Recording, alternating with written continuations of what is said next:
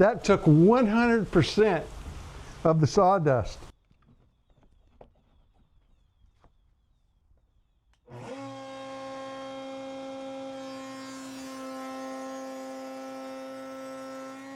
Did you see all that sawdust shooting out of that cut? I've been doing a lot of these T-tracks the last couple of days, and there has been an immense amount of sawdust. And so I'm thinking about my vacuum setup, trying to figure out how I can take at least some of that away. I have my vac set up for the fence, and it pulls right here. When I have a bit that's in there, half in there, it does really well. It sucks it in as it spins it off the cut. In this case though, with the cutter being covered, there's really no access to that space, and it's not going down like onto the floor. It's not being sucked through there. It's being channeled that direction. It's being shot in that direction. Down suction wouldn't work, and a suction on this doesn't work.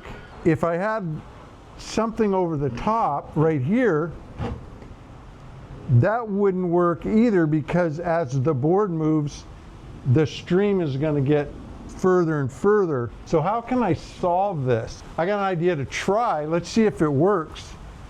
What if I took this hose underneath and mounted it right where this hole is? I got to close my trailer. It's starting to rain pretty hard.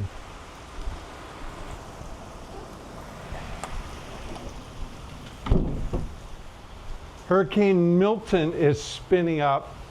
This is Sunday, and it's supposed to, I don't know when this video will go live, but it's supposed to hit landfall Wednesday sometime. And right now, the models have it coming straight in to the Gulf Coast. That's the Gulf, 1 mile from here. Back to sawdust. So if I mount this underneath right here, so it's sucking in right here, as I'm going through and I start here, it'll be shooting out. Will it catch some of it, most of it? And then as the board goes further like this, it'll be shooting through that channel right across that opening. And even though I'd be out there with a longer board, maybe it would keep sucking some of it down. I'm not expecting 100%, but if I could pick up half of it. So let's see how that works. So I need this size hole. This is the hole I drilled in all of my fences so that the hose stabs right into it and is held with friction. This is the size hole saw that I need to fit that hose, and I want to put it right there. As you know, when you have your pilot bit, this hole is already bigger than the pilot bit, so this would move around. So I'm going to use this little arbor here that has double threads on it. One hole saw that I want to cut, the larger, and then the smaller one will act as the pilot. Now I don't have one exactly 20 millimeters, so this one has a little room to move, but it should do okay. So the way this mounts is you first put it on the larger one and then take your smaller one and thread that on.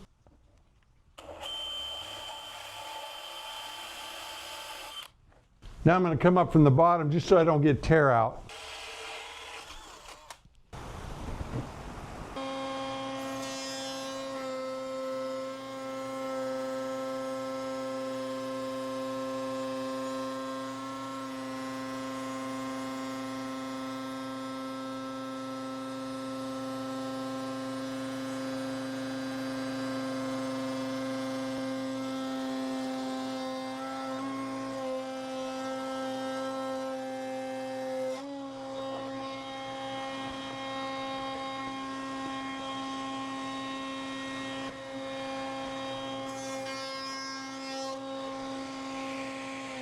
I hope you saw that. That took 100% of the sawdust.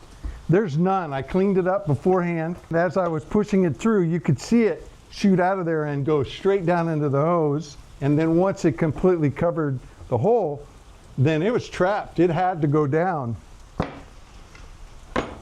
I like this. I didn't have to add anything.